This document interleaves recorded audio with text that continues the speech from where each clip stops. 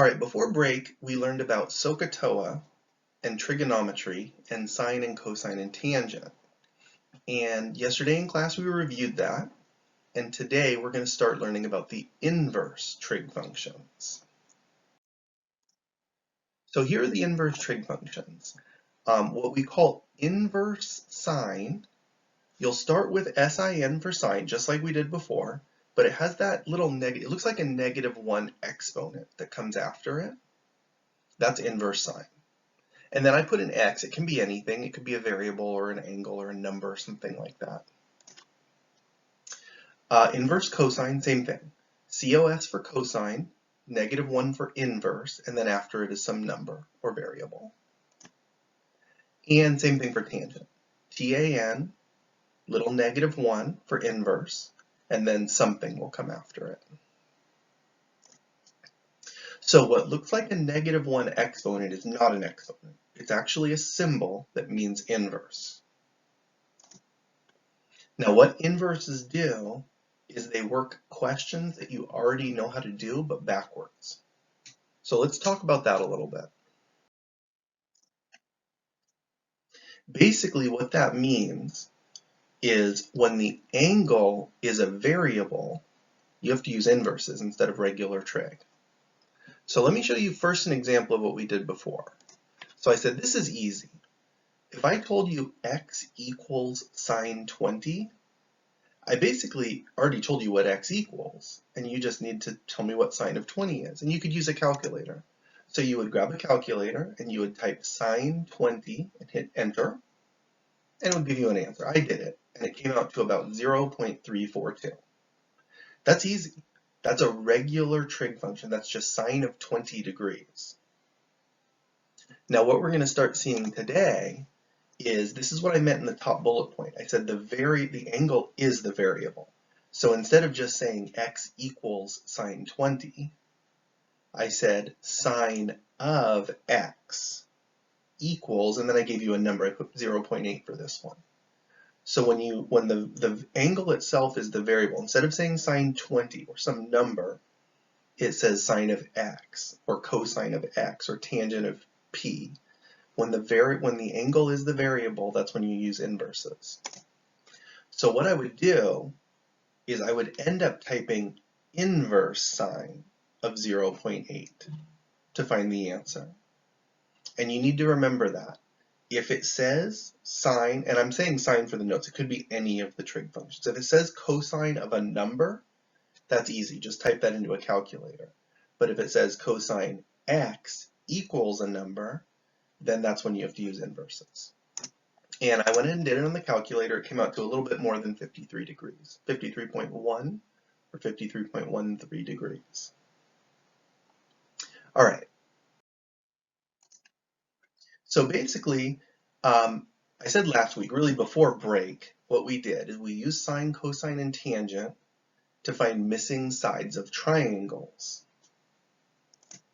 Now what we can do is also find the missing angles. That's what inverses do. Our regular trig functions, sine, cosine, and tangent, find sides, and our inverses find angles. And that'll always be true. So if you're solving a triangle, anytime you want to find a side, you should be using either sine or cosine or tangent on your calculator. But anytime you want to find an angle, you should be using inverse sine, inverse cosine, or inverse tangent.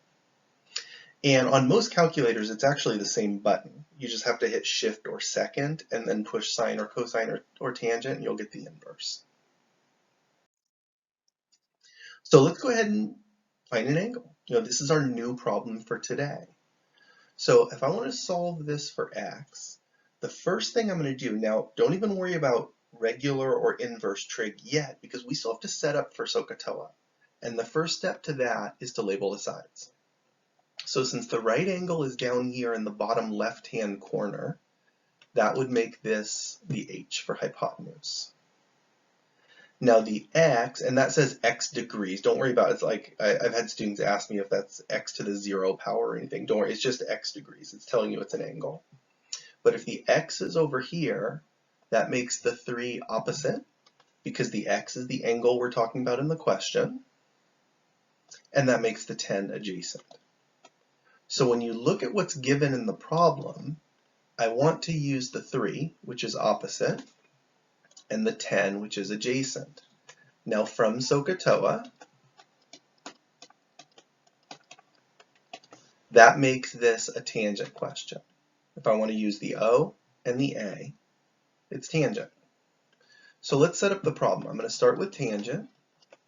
Now remember, after you choose sine, cosine, or tangent, the first thing that comes after it is the angle. And in this question, the angle is x. So I'm going to say tangent x equals.